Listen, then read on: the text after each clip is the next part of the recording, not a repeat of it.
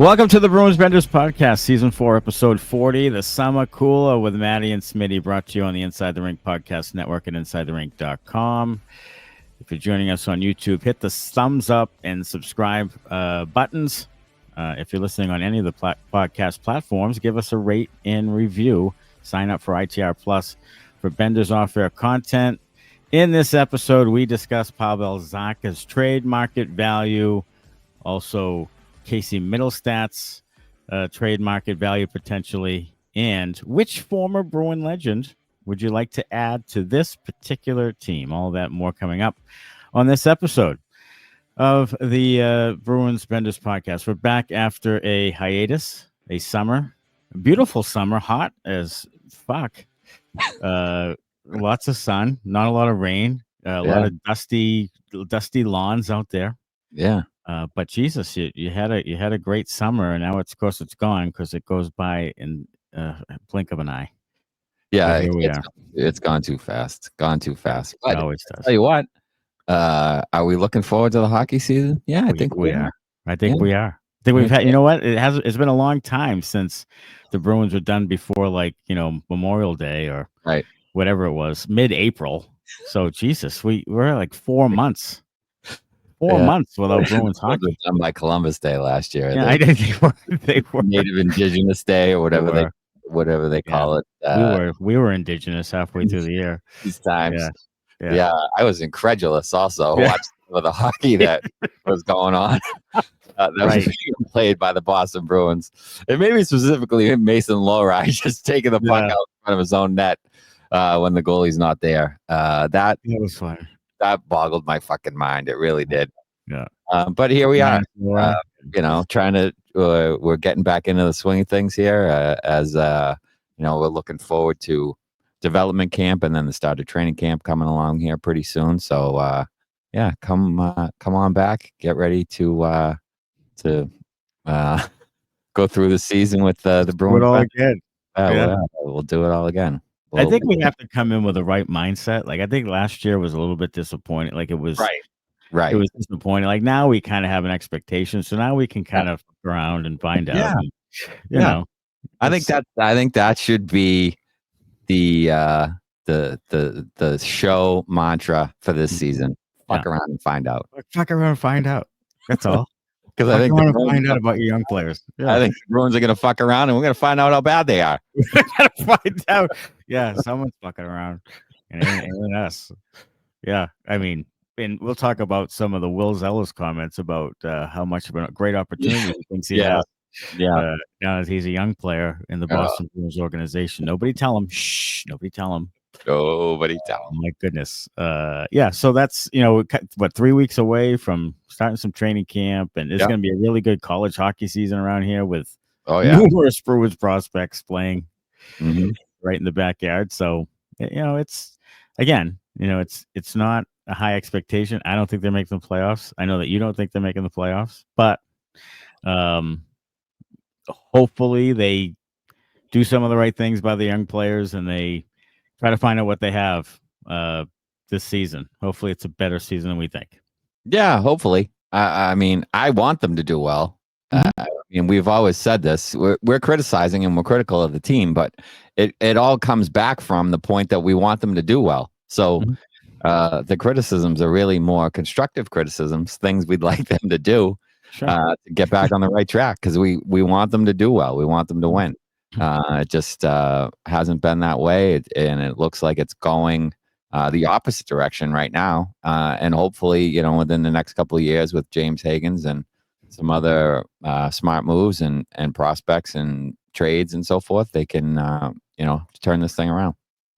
Yeah, and before we get into chirps, James Higgins confirmed that he's going to BC. So, I think it's probably a good move for him to go 100%. Back for a second season. But like you said before, go back and dominate and show that you're like a top player, like be a Hobie Baker candidate, do that whole thing. Yeah. So I'm interested to see, if he just kind of has an okay year, right? And people will start to question things. They will. Oh yeah, they will. I mean, as a freshman, he had a point per game season, which is good, but it wasn't Jack Eichel good. It wasn't Macklin Celebrini good.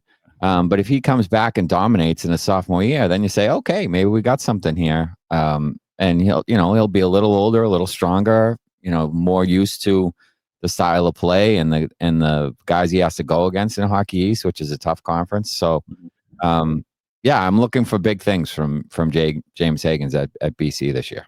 Yeah, and then Dean Letourneau is the other guy that I'm going to keep an eye on because he had a very underwhelming season. Don Sweeney even mentioned that he should have probably gone back to the USHL or whatever, or played for them and not played at BC that year. So I'm looking forward to seeing what he can do, and I'd like to see a much more offensive, productive year from Letourneau, especially with the talent he has around him. Yeah, you would think anything that he produces this year will be much more productive year than he had last year. Yeah. Because last year he did nothing. So anything he does this year will be a step in the right direction. And we talked about it a little bit before. So I feel like you have to have a little bit of patience with him. Bigger guys take a little longer, growing into their bodies, figuring things out, how to protect the puck, that kind of stuff. So I think, him taking a step in the right direction will be a good thing, and the production would be a good thing. And I think he's just going to take some time. Hopefully that's all it is. Yeah. And before BC, he didn't play with any type of high competition at all. He just jumped into Hockey East, like best college hockey in the country. So there's that too. And, I'm not completely down and out on him. But I would need to see him playing second line, at least showing that he's made some improvements in the off season and he, makes a difference on the ice. You know what I mean? If he doesn't, then you start to think Jesus, that could be a swing and a miss when they can't swing and miss again. Right. So, we'll see what happens. But BC will be, get your BC tickets because you can see half the fucking prospect pool. Right there. Yeah. I think they have 6 guys playing for them? They have 6 guys playing for BC. Yeah, 6. Kostadinsky, Letourneau, Higgins, Gasso, Jelvik, Wilmore. Sweens. Loading them up right on Chestnut Hill. It's a short ride. I mean, it keeps the travel budget light. Yeah. I see it. Just get your Charlie card and travel around. Go to the games. You got Jonathan Morello at BU.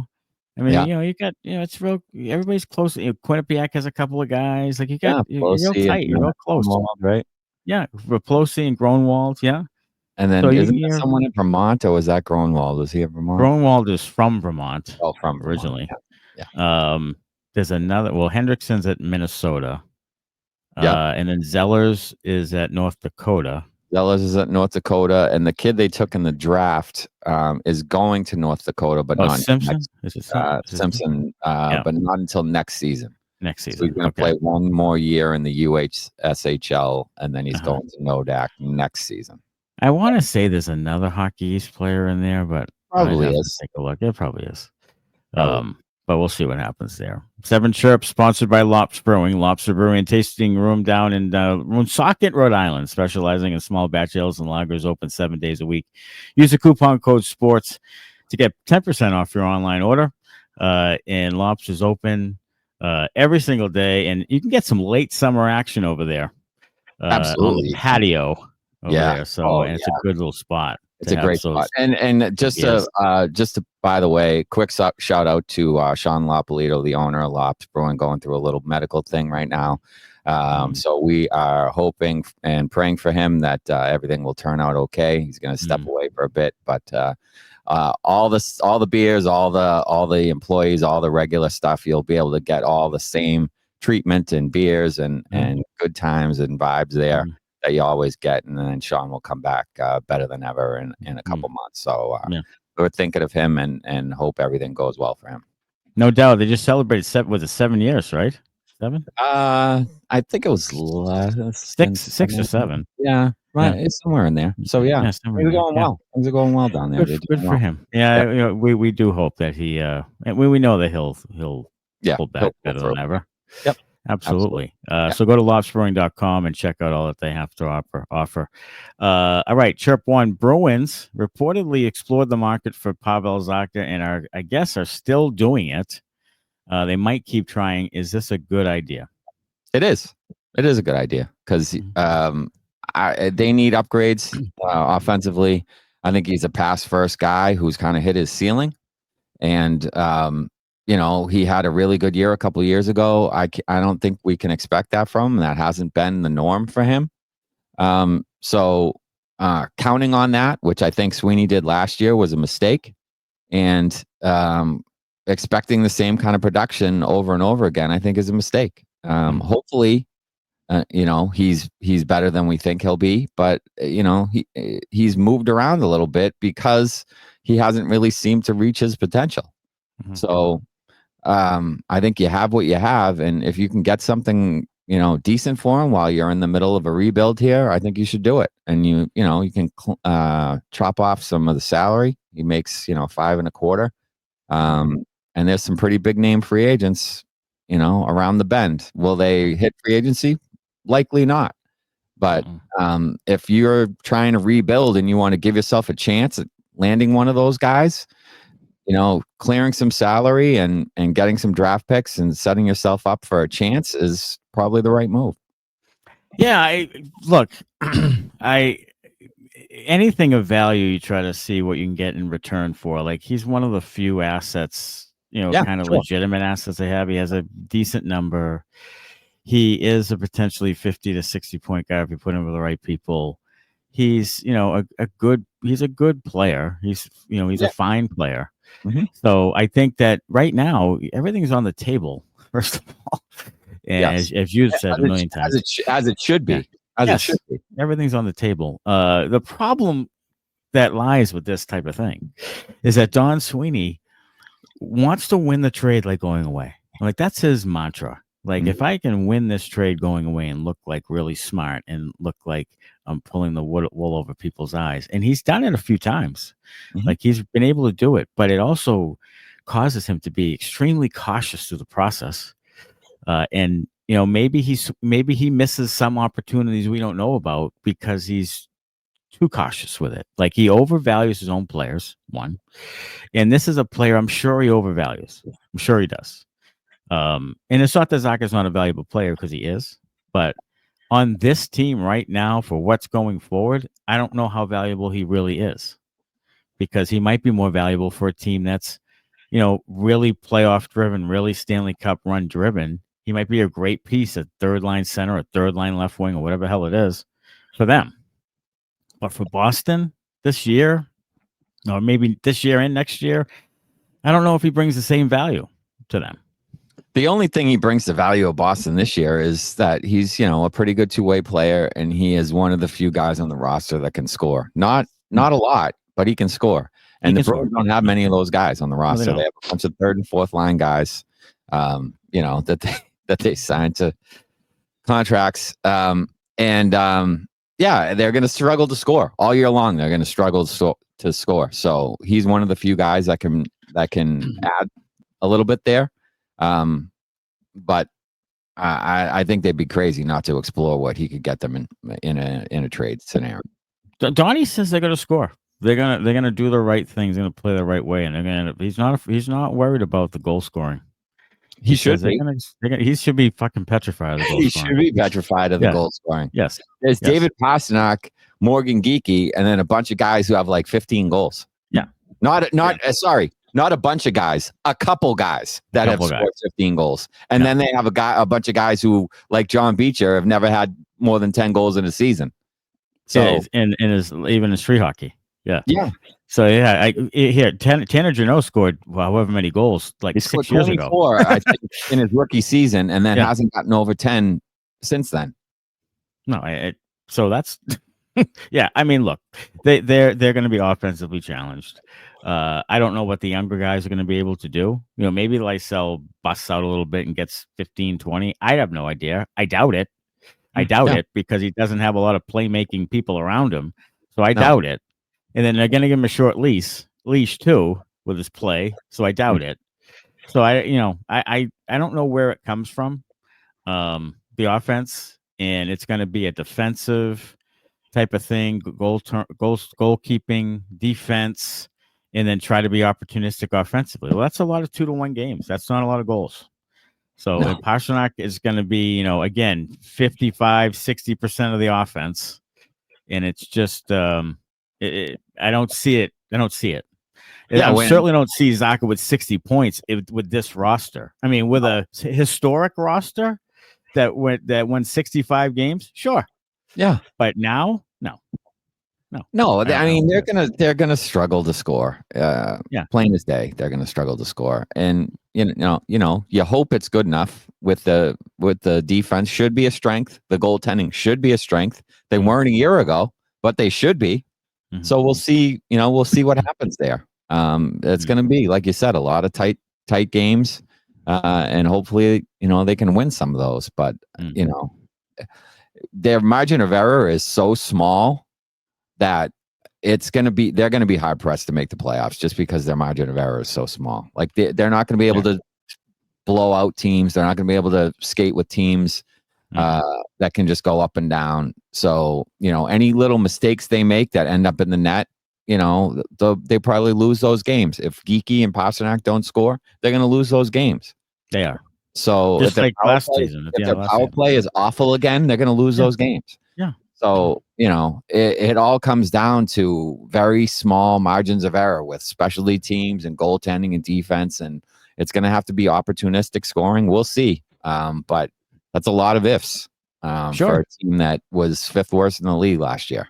Sure. A couple injuries, like Pastrnak misses 3 weeks. You're not going to score. God. It's just if he bangs a shoulder and you're out 3 to 4 weeks, you're screwed. I mean, no one's going to score like it. And I still don't know if Geekie might score 18 goals next year. Right? He might. In fact, I think it's more likely he scores 18 than 35. Probably true. I do. True. I mean, I think it's no offense to Geekie because he's not the issue and he's still a good piece and I don't mind him hanging on to him. But it's a lot to say, well, now Geekie's going to score 33 every year. No. I mean, that's not true. Look, he has some chemistry with Pastrnak and that's not something to sneeze at. Like, no. You can't always find that. They've tried some guys there who haven't produced. And he's gone up there and produced. So good for him. But I agree with you. It is more likely that he's, in the 15 to 20 range than he is in the, 30 to 40 range for sure. Yes, absolutely. Because he's done it once, through a half a season when he was hot. And he got hot. Yeah, he got fire. He goes through a little, a little struggle with scoring. Yeah. He doesn't score for 10, 12 games. Is he going to be Jake DeBrusk? And that 10 to 12 is going to turn into 18 to 20? Or is he going to be able to fight his way out of it? We don't know that yet. No. No, and with him, it's like a lot of it happened toward the end of the season, so that's a no pressure zone. Like they weren't making the playoffs. Like the pressure was off. Like what happens from the beginning of the season? And is Elias Lindholm a guy that can continue to help drive that line? I mean, he did better at the end of the season, but do they go in with that line coming into this season? I think they do. I mean, I think they probably do. They probably do because they're all high-paid players. They want them to play first-line minutes. Yeah, I mean that's the whole thing. Elias Lindholm was good towards the end of the season, and he was good in the Four Nations and in the World Championships or whatever. Like he was good in those things, those tournaments. So hopefully, he can carry that over. He's a little more relaxed now, and can just play and produce because they need him. They need him to produce. We've talked about it a million times. Like you can't have a guy making that kind of money with 40-something points. Like that's just not what you need. So they need him to be much better than he was a year ago. Yeah, and just lost my train of thought on that. But with Pastrnak, like if he misses some time, then that affects Geekie. And then if they drop Geekie down to another line, like he's never really produced at that level with anybody else, and they're not as talented. I mean, Pastrnak factored in on however many percentage of his goals, 70% or something outrageous. Yeah. So, that's the other thing about Geekie. But again, that's probably the least amount of worry is that line. It's going to be the other three lines and what they can muster up. And one of those guys on that line is Chirp too, Casey Middlestadt. He wasn't a target, evidently, in the trade that brought Will Zellers over. No shit. Yeah, you don't say. Yeah, not the target. Not the target. So they had to take Middlestadt to get rid of Coyle, is essentially what they're saying. And they wanted Zellers. And they wanted Zellers. Yes, they targeted Zellers. Yes. So if the target, look, even if the trade was essentially Coyle and Coyle for Zellers, and what they get, a second? Yeah, like that. I love that. Did they get it first? I don't know. I think they got a Coyle trade. They got a first, and maybe Carlo. Maybe mixing them up. Producer Connor can. They got a second round pick. Oh, second. Okay. Even if it's that, I love it. I love the trade. Now I don't love Casey Middlestadt. I think he is a defensive liability and hasn't produced offensively in many years. So if you can trade him off your team, cut that 4.75 or whatever the hell he makes. 5 point something or other, yeah. Oh, is he? He is. He's 5.75. He's not 4.75. He's 5.75. Yeah, so if you can get somebody to take that player off your hands for a 7th rounder or a 6th rounder or whatever, you do it. If you have to include like Brett Harrison in the trade too, just for shits and giggles to get somebody to take that money, do it. Get him off your team. Because you have, as much as you say you don't have any centers, you have a shit ton of centers. Aren't great, but you got a lot of them. And he isn't the answer. I think you would much rather see them give an opportunity to Fraser Minton or Matthew Potter there to be the 3rd line center or the 2nd line center, wherever that shakes out. They got a bunch of them. Sean Corrali's there. You got Kastelic, you got Beecher, you got all these guys who are centers. So somebody's not going to be able to play center on the Boston Bruins. There's too many of them. So if you can get rid of Middlestadt and clear some of that money, as we were saying about Zacha, and give yourself an opportunity to sign one of these big name free agents, after this season, I think you have to do it. Not should do it, have to do it. Yeah. This is a was it David Backes, Andre Kasha? You got to give up a first to give up the contract. This is what this looks like to me. Yeah, they shouldn't give up a first. No, they shouldn't. They should just swallow. Yeah, if they have to, like even a second. I don't think. I don't know. You have to give up a third. I would consider that if you're giving up a third to give up the money. Like you got to pay it. You got to pay the rest of the money. Yeah, I would do that. Yeah, I would do that because the 3rd through 7th round picks, in the Sweeney era are like 0.0. Right. So that they're not going to hit on any of those. So I would trade a 3rd rounder to get rid of his deal completely with no retained money. Right. But this is something more than Zacha. This is something that they would love to get rid of Casey Middlestadt's full contract. They should. They would do it in a heartbeat, or they're idiots, which, both can be true. But I think that Middlestadt is definitely somebody that they want to get rid of. Now, if Middlestadt plays fairly well and produces offensively and is a 3rd line center that kind of is playing okay and stuff, then I think you can live with it if that is the case. But if he's completely a defensive liability, not really producing, you got to scratch him. Like then it becomes a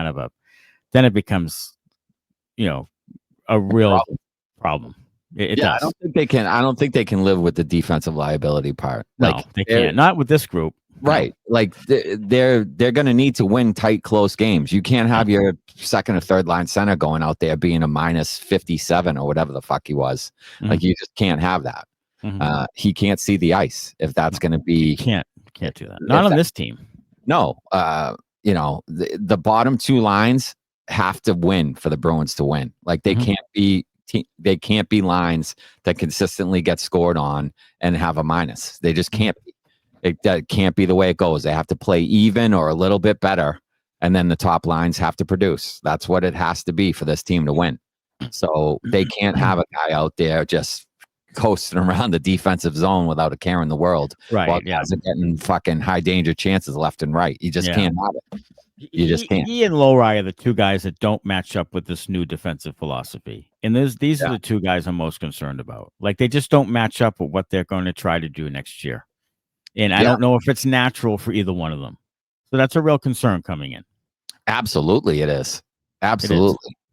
And So- if you could package Lohrei in something where you could get a really good young player in return, if it was Lohrei and you could get, I would consider it, because they have some left shot defensemen coming down the pike who are better defensively than he is. And does the offense that he provides outweigh the defensive mistakes? Right now, it doesn't. Not right now. Had the same discussion about Grzelcyk for how many years? Sure. Like, hey, he's a puck mover. Yeah, but he gets 15 points a year. Right. Like, he's not doing what you think he does. No, you need Mason Lohrei to be Torrey Krug. You need 60 points out. Yeah, you need power play, that whole thing. Yeah, you need to make it worth it for you to keep him, even with the struggles defensively. Sure. Right. So he can't be a 25-point guy. He's got to really produce. He's got to really produce in order for it to be worthwhile for the Bruins to keep him around. Plain and simple. Perfect world, he's got to be with McAvoy in the top pair, and they've got to be 60 points, 40 points, or whatever it is. Like, they've got to be a top pair, but that's not going to happen with him. And I think that we overshot the Lohrei thing, and I'm okay now with moving on from him, because I don't think whatever identity you're trying to come up with, which I still don't know if they have, but whatever identity for this team that they have, I don't know if he fits in. So that's a concern. And he was a good prospect for them, top prospect for them, but now I don't know. I mean, I'm indecisive about Lohrei. I want him to do well. I want him to be what I thought he was. But I this is a big year for him in his development, I think, because he showed some flashes a couple years ago. Last year was a bad year for him. Plain and simple, bad year. Yeah, but he was put in a bad spot with Lindholm being out the whole year. But then, towards the end of the year, it's like big minutes against good competition, and he didn't really survive that. No, he didn't. So, is he going to be a third pair guy, power play guy? Like, those are guys you don't pay. You saw it with Torrey Krug. They shipped him out, even though he was better on the power play and better defensively than Lohrei was. And he got a big contract, and then he was hurt and didn't really play after that. And I was retired. So, this is a big year for Lohrei. He really needs to shore things up defensively first and foremost. Take care of your own end, and then hopefully, let his natural offensive talent come through. But he really, really, really needs to shore up his own end first and foremost. He does, and there was some kind of, I don't know, murmurings about maybe is he coachable enough because he's doing the same mistakes. So, like you mentioned, the play in front of the net. Like, after they talked about, like, you got to value the puck, in your own zone, and you got to be better with it. And then he throws out in front with no goalie in the net. Like, but he kept doing those things over and over. So how coachable is it through it? Like, is it he just can't get out of his bad habits? And maybe it's not a defiant thing. Maybe it's just that he doesn't get that. He's got to get out of his own bad habits, and maybe they're too strong, and he just can't get through it. But you got to make a decision on it. I'm keeping an eye on him the first month or two here. Like, if he comes out of the gate and he's a minus and he's not playing great, and Jesus, then you might have an asset you can't get anything for. Right. And then, Jesus, like now that guy who you really banked on isn't what you thought he was. And that's the scary part for me on him. Like, just come out and just do what they tell you to do. And I think he needs to simplify and take care of his own zone first, and then once you get that kind of nailed down, then you can worry about the offensive part of the game. Right, because this is not the Green Bay Gamblers. Like, you can't just skate around for 30 minutes and get a goal, and everybody thinks you're great. Like, this is the NHL. Right. Like, that goal is not going to be scored, and then you're going to give up 2. Right. And then we're fucked. So that it's not the same competition. It's not, those bad habits don't play out now. Yeah, you're playing against the Matthew Tkachuks and Sam Bennett's, and who are going to eat you alive, net against you and eat you alive. Not not against a 20-year-old kid who can't make it to the NHL. Right. You know, It's a big difference. Yes. Yeah. Yes, there is. All right. Chirp 3. Which former Bruin legend, any of them, would you like to add to this particular team? That's interesting. It is. Because I'm going to, even though he's not a forward, I think you might have to go with someone who they consider the greatest player of all time, who's actually on my shirt right here. Hello. Yeah. Robert Gordon-Orr. Yeah. I think you go with, I don't think you can go wrong with saying, I want to put one of the top 3 players of all time back on my hockey team. I don't think you can go wrong with that. Call me crazy.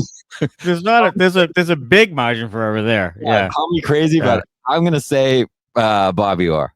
Call me crazy, but I'm going to say, put one of the best players of all time back on my hockey team, and I think the team would be better. Yeah, I mean that's true. That's true. Or is definitely, of course, the easiest answer, I would assume. Christ. He's one step down from Jesus Christ. So yeah, correct. He should be there. But I really think that they need an Adam Oates type of guy. Like I think they need a playmaking center. I think Adam Oates would make Pastrnak. He'd give Pastrnak 120 points. He would. He would make other people better. He would also score goals when you need it. Because when Neely was out that one year, he said 39 goals. Like 44. I'll just score goals this year. Yeah. He was a sensationally underrated player, and he would be great on this particular team because that's what they need. They need that top end, center who can really play make. Yeah, if you want me to go, non-easiest answer in the history of the world, I'll go. And you said Oates, so I'll go Cam Neely. Okay. I say that's another one. Yeah. Player Cam Neely on this team with a good knee. And I'll take my chances because I think he would add a little bite to the forward group. He certainly could score goals. He would protect his teammates. Obviously one of the best power forwards of all time and Hall of Famer. So I'll say you put Oates on there. I'll put Neely on there. They can play together on the second. They'll play together on the second line. We can leave Geekie, Elias Lindholm on the first line. Yeah, we can leave them on the first line together. Yeah, that would be great. Yeah, and I'm with you. I think I think they'd be pretty good. Yeah, they'd be a playoff team for sure. Yeah, I think so. Chart 4, Hampus Lindholm is fully healthy and ready, as they say. Mm-hmm. What do you expect from him? I think you have to. Well, what I expect is for him to be probably a little rusty in the beginning. Yeah. And probably take a little while to get into the swing of things. What you need from him is something in between Norris Trophy Hampus Lindholm and what he was kind of the rest of the season. You need to him to be a little better than he was the rest of the season, and I don't think you can expect, what he was doing early on in that season. Look, they need him to be really good. There's no two ways about it. They need him to be 25 minutes a night and be a shutdown D-man. They need him to chip in offensively. They need him to start the rush. They need him to get pucks out of his own zone. They need him to make a great first pass. All the stuff that he can do, they need. And they need him to be really good pretty much from the opening, puck drop. Right. We can't afford for him to have like a mediocre month as he gets back into the swing of things. So it'll be interesting to see kind of his usage during training camp. Like, are they trying to get him ready, or are they kind of protecting him and saying, oh, well, he's a veteran, he's coming off an injury, we're going to kind of ease him back. They can't afford to ease him back. They need him to be ready to go when the fucking puck drops on October 8th or whatever the fucking day is when the season starts. They need him to be ready to go, and they need him to be good. Like really good. Really good. Yeah. Like top end good. Like top tier good. Top end good. Like he's one of our top 4. He's one of our really dependable players. He's a top 5 player on the team. Pastrnak and McAvoy and him, and he is top 5 player on the team. Talent-wise. And they need him to be that. They can't afford for him to not be anything less. They can't. And really good. And he's starting to get up there in age a little bit. He's got a little bit of an injury history. So, there's some there's some issues. There's some, I wouldn't say red flags, but there's some things to be concerned about. And they really do need him to be good from the moment the season, kicks off. Yeah, they can't do the thing they did last season with Monty. The whole Joey Abate plays all the games, and he's got to go out and play and get the rust off quickly, because there's going to be rust. But he's got to have the rust off quickly, where by Veterans Day at best, like he's back to let's go. This can't be like by January he's getting better. Like he's got to be, like you said, ready to go and playing at a high level. It's going to be difficult. Especially the pace of the game and all that. But I'm with you. I mean, they need a ton from Lindholm, and I don't think enough people are talking about what they need from this guy. Like he is still under contract for a bit, a pretty decent number. Like he needs to be the guy. He needs to be one of the guys. He does. Yeah, he's going to be a real key piece to whether this team is any good or not. Yeah, I mean, if they can get to the playoffs, and I say that Hampus Lindholm's had a very good year. Oh, yeah. Like if they make the playoffs, I think you're looking at Hampus Lindholm with like a 40, 45, 50 point season, somewhere in there. I think they're going to need scoring from the defense. They are. And he's going to have a good year. McAvoy's going to have a bounce back year where he's the really good two-way player that he was earlier on in his career, where he was like a 50, 55 point guy and a shutdown defenseman. Like they need that stuff to happen. They need Zadorov to score a little bit. Like they need some guys to chip in on the back end in order for them to get to the playoffs, for sure. Yeah, I agree. And the other thing is with McAvoy, like, has he played a full season? Did he have 182 games? I think he's played 77 games was his most. Okay. And I think he's played in I don't know how long he's been in the league. It feels like forever now. Yeah, but I think he's 27. He's played only 70 games, 3 or 4 times in however many seasons he's been. So yeah, I think he's played 63, 54, 67, 51, 78, 67, 74, 50. That's okay, not so great. Only more than 70 twice in 6 seasons. Twice. So that has to change too. And he's played in the 50s 3 times. Yeah, that has to change. That has to change. They can't afford for him to miss, 25 games. They just can't. Yeah. They can't. They don't have enough right defenseman depth, and they don't have enough good players on the team overall. Like they can't afford for him to miss time. They just can't. They can't. I mean, he's played. This is his 9th season, and he's still only 27. Yeah, that's crazy. Yeah, that's pretty crazy. But yes, they need that from McAvoy. McAvoy and Lindholm are a big part of this. I mean, Sweeney even said it. We have McAvoy and Lindholm back. We have our defense back and all this other stuff. Well, that's a huge part of it. Like, you're not going to be any good if those guys are in and out of the lineup. It's just not going to happen for you. 100%. Chirp 5, what are the 3 worst contracts on the Bruins? I know number 1. Swayman. I would give you Swayman. Lindholm. Yeah. Gino. Okay. I'm gonna go Middlestadt. I'm gonna go Middlestadt, Gino, and Lindholm. Swayman is like 4th to me. Like, yes, it's not great. If he plays at a fairly high level this year, then it's better. I'm gonna give him a little bit of a break. If he plays well, it's different. But right now, he's playing he's playing like a backup. Like last year, he played like a backup goalie, and you don't pay backup goalies, $8 million a year. You can't tell the difference between him and Korpisalo. It's a problem. No, yeah, a huge problem. And he needs to rebound. So look, if he's good again and can get back into the top 5, top 10 goaltender that I think they thought he was, and people around here think he was going into this season, and he rebounds. Sure, that contract's not that bad because the cap's going to go up, and they'll be a better team with him playing well. But the contract, he hasn't lived up to it to this point. Absolutely hasn't. So that there's 4 right there that are not great. No.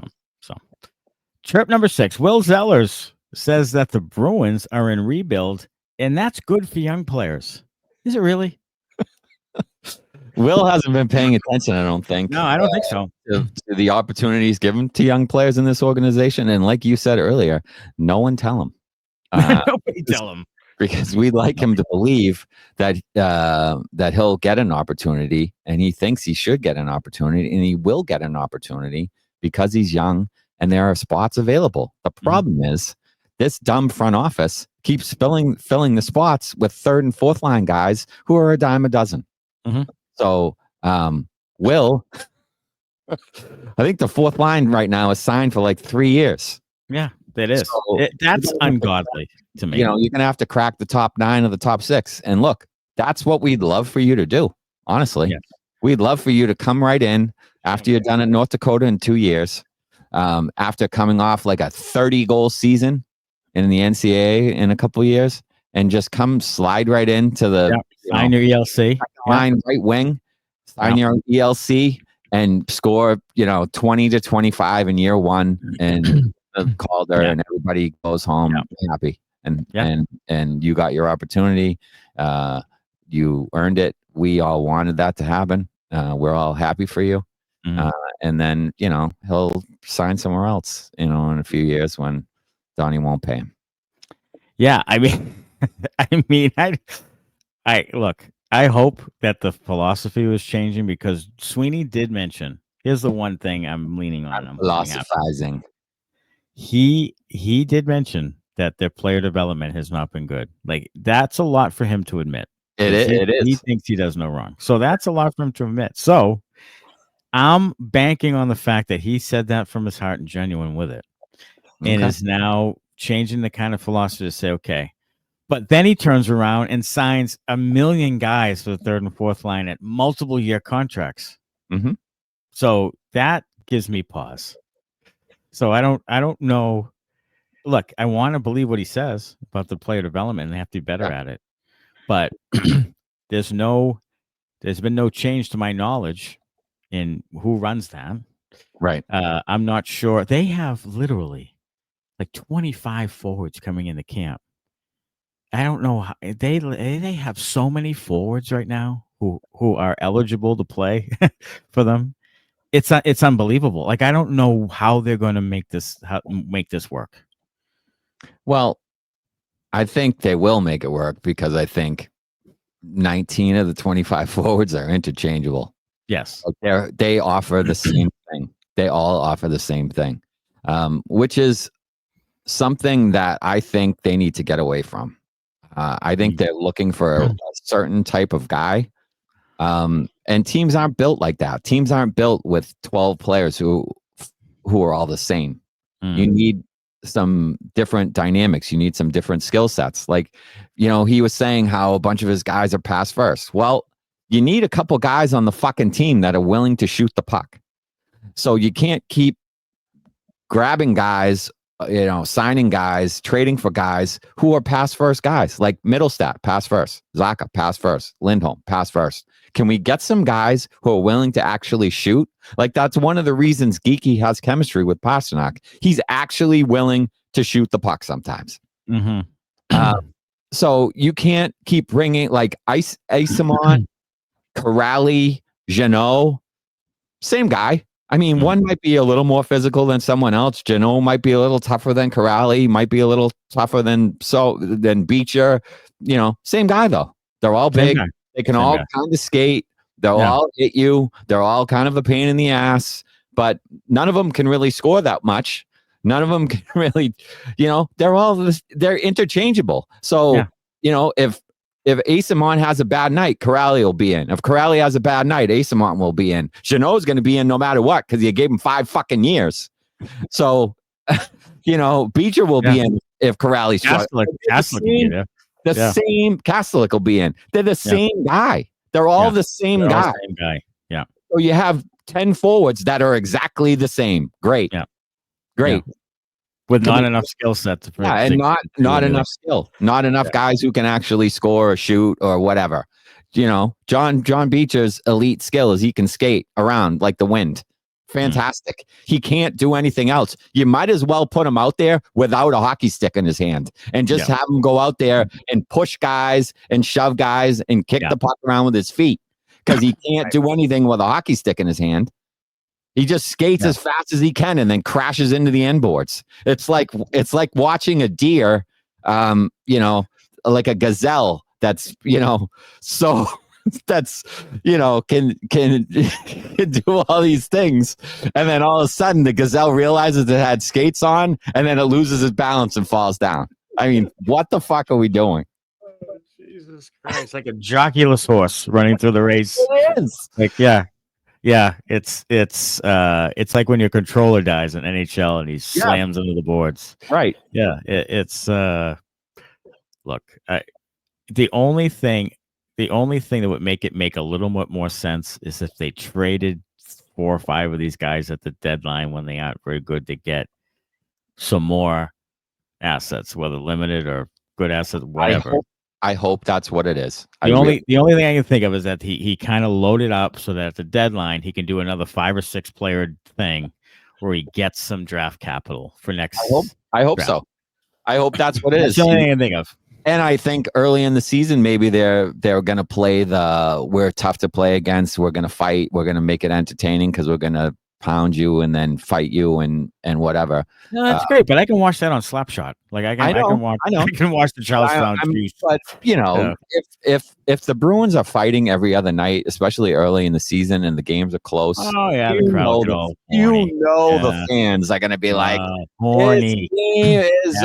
This game is awesome. Who cares if we win out there? They're battling for each other. They're battling for the city. It's loyalty, and all this BS, and they'll lose, but at least it'll be entertaining for the fans while they're eating the $47 jumbo meatballs. Oh yeah, but Jesus, did you see Janot beat that bag out of that? Yeah, I also saw him give up 2 goals and lose 3-0. Yeah, so but that's what you're going to get, I think, early on in the season, and then maybe, like you said, at the deadline they flip some of those guys. And can build up some assets and set themselves up maybe for a couple next summer, which everybody keeps talking about next summer, how they're going to free agency. I know. We've been through the free agency thing. We do it all the time. Look, Connor McDavid's not leaving Edmonton. They're going to offer him $16 to $17.5 million somewhere in there, I heard. Kaprizov is signing a big deal. Kaprizov's going to sign a big deal in Minnesota. They're already talking. Jack Eichel is already talking with Vegas about re-signing there. No one's going anywhere, folks. No one's going anywhere. But yes, the Bruins, in their deluded mind, think one of these guys is going to become available. And for some reason, even though you can't give them the tax-free thing, you can't give them the sunshine, you can't give them a winning team, you think for some fucking reason one of those guys is going to come to Boston because, hey, we're an original 6 team in the history, and the Bobby Orr and the Phil Esposito and the Gallery Gods. Fucking shut up. They're not coming here. They're not. Coaches don't even come Connor McDavid $20 million, and you'd have to give Jack Eichel $17 million to get the guys to fucking even think about coming here. Think about it. Yeah, because the coaches don't even come here. I mean, he just had a harsh reality this offseason when he couldn't get a coach to come even interview. Yeah, the assistant coach from Dallas wouldn't even interview with you. Yeah, wouldn't even interview. So, Trip 7, best Bruin to never win a cup. Cameron Neely. I would say that it's probably Neely. Yes. I don't think it's really that close. No. Yeah, not that I'm thinking of it. I don't think it's that close. I mean, Bork won one, not here, but he won one. So I think it's pretty much Cam Neely or David Pastrnak. It was good. I was just going to say, or Pastrnak, if you want to go with current Bruin. Who goes down? Okay, here's a question for you. Who goes down as a higher regarded player at the end of the day, Pastrnak or Neely? Oh, that's a good one. Because Pastrnak might blow Neely's numbers out. Some of it because of injury. He's going to blow Neely's numbers out. He's going to blow Neely's numbers out of the water. He's going to be a legitimate, like Neely was a legitimate goal scorer from, say, 87 to 91? Yeah, I was going to say 91. 5-year window where he was like every night he scored. But Pastrnak could be a guy who does it for 10, 12 years. He's a top. David 10 goal Pastrnak, scorer. in my mind, is going to end up with 600 goals. And I'll tell you what, because he's David Pastrnak. Yeah. There's going to be some fans out here who never give him his just due, similar to Tuukka Rask. I would agree with that. And it's part of it is because, and I hate to say this, part of it is because he's not an American-born player or Canadian-born player. It's 100% true. There's something about that with Krejci and Rask, and Pasternak's going to feel the same thing. It's just not going to give him the due. I think it's because they think they are soft. Yes. So, and I'll tell you what, I don't believe Pastrnak to be soft. I don't like either. If you pay attention the last 2 or 3 years, like he hits, he scrums, he gets in. He's not fearful. Like he doesn't avoid shit that goes down. Now, is he going to initiate a lot? No, because he wants to go out and score goals. That's his job. Right. That's what he gets paid to do. But it's not that he is not soft. I would argue with anyone. The guy is not soft. He's not. He plays every. We just talked about McAvoy. Yeah. Pastrnak plays every fucking game. He does. Like every game. If you look at his career, yeah, he plays every goddamn game. He does. And he goes to the front of the net. People don't think he goes to the front of the net, but he goes to the front of the net. He scores a lot of goals in tight. He does.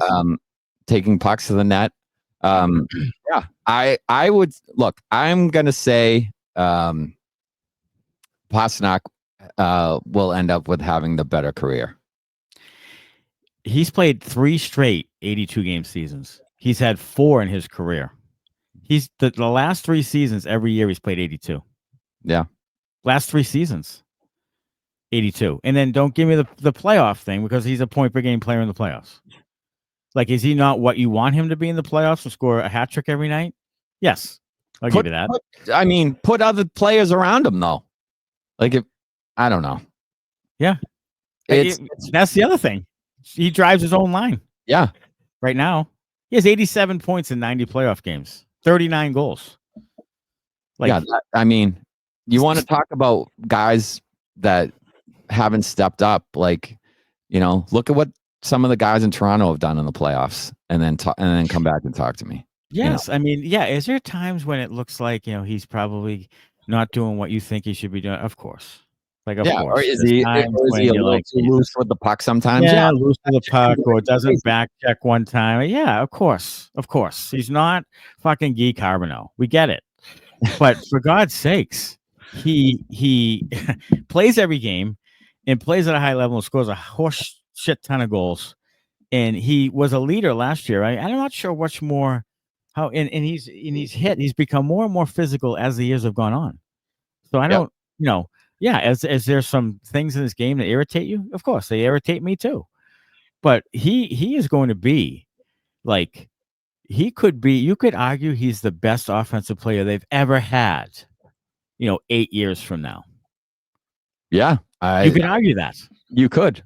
Because I think Phil Esposito was, as good as he was at scoring goals, was much less dynamic. No, he was rebound score. Espo gets the rebound scores. Like God saves and Espo puts in the rebound. Yeah. Right. That's what he was. And in a game where there wasn't a lot of padding and he was huge, and it was a different game. I'm not taking anything away from Espo. You still have to score all those goals. Sure. But Pasternak's playing in this game now that's the hardest has ever been to score. And he's out there scoring goals at a blistering pace. And he doesn't seem to be letting up. And he's only 29 now. Right. Like, he could have another 5-6 years of being a goal scorer. Score goals. They do. It doesn't matter what age they are. So look at like Joe Pavelski and those guys kept scoring goals. Mm-hmm. So if he can still do that, like 8 to 9 years from now, you could look back and be like, Pasternak's the best offensive player they've ever had. Yeah, I wouldn't argue with you. I think you're probably right. Like I said, I think he's going to end up with 600 goals. I really do. Yes, I do too. I think he's going to have 600 goals. And yes, because he's got 390 something now or something. Yeah. He's got, 200 more goals. Of course. Yes. Yeah, he might have 700 more goals. 700 goals. He might end up with 700 goals. He might. Yes. For God's sakes. All right. Hey, you can bet on it on DraftKings, I'm sure.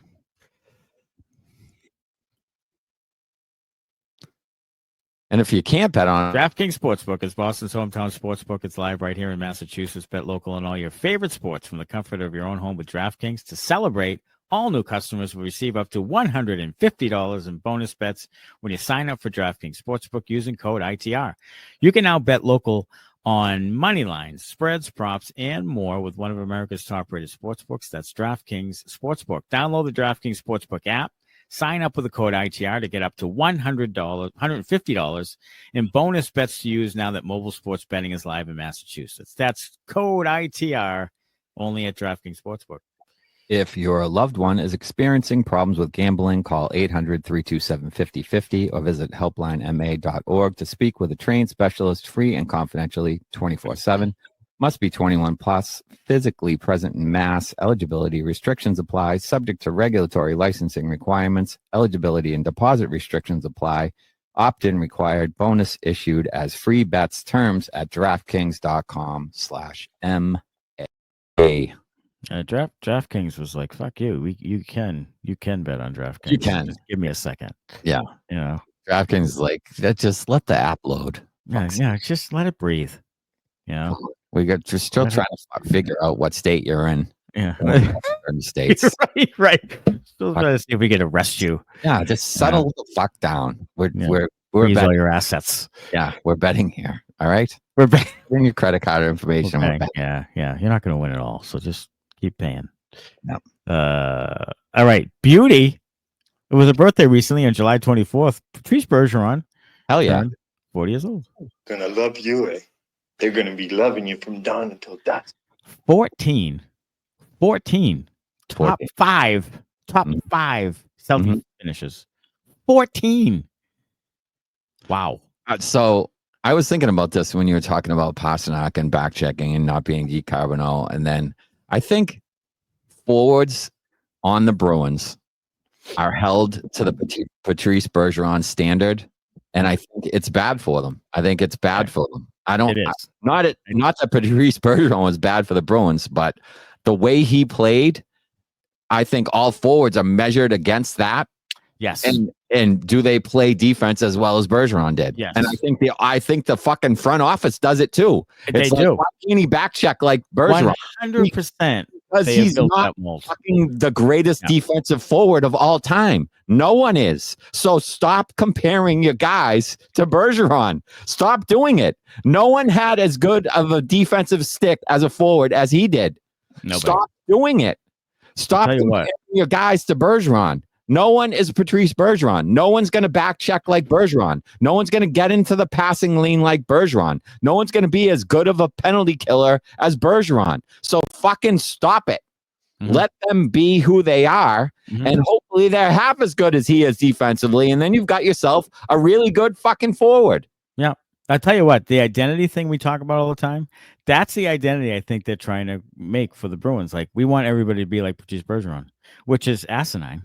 It is. Because Patrice Bergeron is like the best defensive forward maybe ever, probably ever. Probably ever. This is what we're going to mold that every player, every forward who comes in by? No. That we're going to make Georgi Merkulov play fucking like Patrice Bergeron in his own zone? No. Like, make Merkulov play like David Krejci in his own zone. Yeah. Like, mold it to the guy who's similar to. Like, but they're trying to create a bunch of Bergeron clones, and that's who the Bruins are going to be, and it's wrong. It is. It is wrong. And they wrong. should stop doing it. Like, Fabian Lysell will never be Patrice Bergeron. No, Let the kid go out there, be dynamic offensively, and score. That's what you need from him. You don't need him to be Patrice Bergeron in his own zone. If he can be 25% of Patrice Bergeron in his own zone and score 20 to 25 goals, that's a really good player. So just let him do that. Just let him do that. I am with you 100%. It drives me insane right now with the young players. So, Zellers, if you're listening out there, get your 200-foot game tight. Yeah. Tight. Practice your stick position. Absolutely. Throw that stick around. Yeah. Throw that stick around. I'm going to throw my stick around if they don't fucking come out of the gate here. You know what I'm saying? Yeah. Throw that stick around. You know what I'm saying? You know what I'm saying? Throw that stick around North Dakota a little bit. Throw it. All right. Good for you. All right. Bender is, we talked about it a little bit earlier on, but it is the end of summertime. I'm a Bender. It's very sad. It is, because you just see the looming like 5 months of fucking dark and gloomy and cold and dread, and it's not going to be a great hockey season. Like, they're ruining my winter. Like, it's just going to be like one of those, like, the Celtics, the Celtics lose their best player. Like, the Bruins are going to probably not make the playoffs. It's just going to be one of those winters where, and then the Patriots probably will be average. So it's just going to be one of those winters, Yeah. We're going to miss like the gin and tonics. We're going to miss the pools and the flip-flops and the flops and the grilling. Yeah. Oh, God, we need the halter tops and all that. Yeah. Yeah. Maybe we should move to Florida and make it as a Panthers podcast. I Just think follow so. Marchand around. Yeah. And we'll do that then. Cat vendors. Cat scratch fever or something. I'll scratch your eyes out podcast. Yeah. And, at least it's nice weather down there. Break out the tube tops for the girls or you for that matter. If you're sure. If you're into that thing. A nice tube top, or a man's ear or a bro. We'll miss the summertime for sure. Banana hammocks for everybody. Yeah, banana hammocks for everybody. But we are looking forward to hockey season, even though we don't think the Bruins are going to do that great. We are. We're excited. Like I said, it's a different mindset. Like, I'm interested to see. I am too. How this plays out. Yeah, I am. I want to see some of the new guys that they brought in, how they kind of fit in. I want to see, Arvidsson. I want to see how he fits in. Arvidsson's a guy that a lot of people don't talk about. Yeah, can he bounce back a little bit and be that, other goal scorer for them? How does Mason Lohrei respond? How does Jeremy Swayman respond? What a McAvoy and Lindholm look like when they, coming back from injury. What's Zadorov like in his second year? Can he stay out of the fucking penalty box for a change? They have a lot of interesting storylines. Who's going to take over that number 2 center role? Is it going to be one of the kids? Is it going to be Minton? Is it going to be Poitras? There's a lot of shit. Yeah, what happens with Poitras? Like, that's a guy that's kind of been pushed to the back. Yeah, and then you have the James Hagen's watch and the Dean Letourneau watch and the Bruins on BC watch. How do some of those guys respond? So there's a lot of storylines to kind of follow and look at. So we're excited for the season. Hopefully it will be a good one. And we're excited for some post games live. That's the best part of this thing when we chat with you folks. And yes. 100%. And there'll be a lot of chatter. There'll be a lot of chatter about what's going on with this group this coming year. So it's good to be back, and we'll get back after it now that we are just a few weeks away from training camp, rookie development, all that stuff. So are they playing the? Yeah, they're playing in Buffalo. I think they're doing that thing. 2 games in the Prospect Challenge. Yeah. We should try to get up to Buffalo for a fucking one of those. We should. One of those things. Is it in line with the Buffalo the Bills home game? That'd be a nice little double dip right there, right? Dipper. Yeah, I'm okay with the double dipper. Yeah, but Buffalo in September I can take, not in fucking January. Oh, fuck no. But in September I'll go to the Yankee Park, get some wings, watch Bruins development camp, and maybe a Bills game. Sure, I'm down. Hey, get some merch at the store and be ready to go. Fucking be ready to go. Be ready to go. Buy some fucking things. You can get fucking 20% off. Buy some shit. Yeah. Get ready to go. We're drinking we're going to drink the bourbon all year long. The team's going to make you want to drink, so you might as well. You know what we're doing this year? Here's what we're doing. Here's what we're doing this season. Okay. You're gonna show us some sort of merch, whatever you've bought. You're going to send us the photos, like tag us on Twitter or whatever, or send it to us at our email, bruinsbenders@gmail.com. Yes. You're going to send us that shit. We'll throw it up there. You don't have to put your face on it, but throw it up there that you have your T-shirt, your rocks glass, your Bruins room. I don't give a shit what it is. Like, show us stuff. We'll throw it up here. We'll have a little fan segment at the end of the episodes. Show us your this week's fan of the week, is fucking Bender of the week is fucking Joe from Kokomo. And here's his fucking rocks glass. Yeah. I think we should do that. I think we will. Get a little interactive. Send us on Twitter. Throw it up there. We'll post your photos. Yeah. Sure. Yeah. All right. See you next week. Hey, thanks for tuning in. Bye-bye. Yeah, you stole my line. You took your tagline. Yeah. Okay. Until next time, go Bruins. Thanks a lot. Bye-bye.